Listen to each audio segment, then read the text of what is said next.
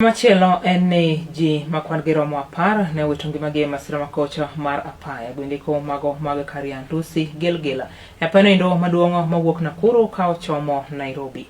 Masira makamaendi moweyo ji apar ka wito ngimagi bende ne oweyo jomoko maromo 5 koda masira kata kod adhondegeko ma opogore motenore koda masira makamano. Kabende masira notimore kar saa 3:30 manendo mar otieno.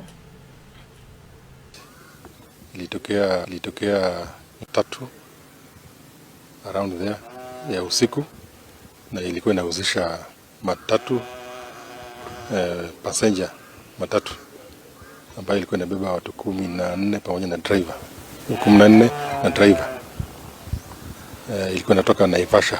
Hiyo matatu ni kampuni ya Likana Sacco, so ilikuwa inatoka Naivasha ikielekea Nakuru. So ilipopita bridge ya Kariandusi ikapata trailer imestall hapo, ikagonga hiyo trailer nyuma, na kwa bahati mbaya tukapoteza roho 10, alafu 5 wakapata majeraha mabaya.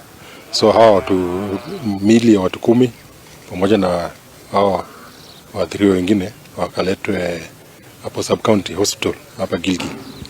Kwa sababu ya accident yenye ilifanyika jana usiku, ambayo mmoja alikuwa kwa hiyo gari ni kijana wa my sister. Yes. Ambaye sasa ndiye driver, alikuwa anaendesha hiyo gari ya matatu ya Likana.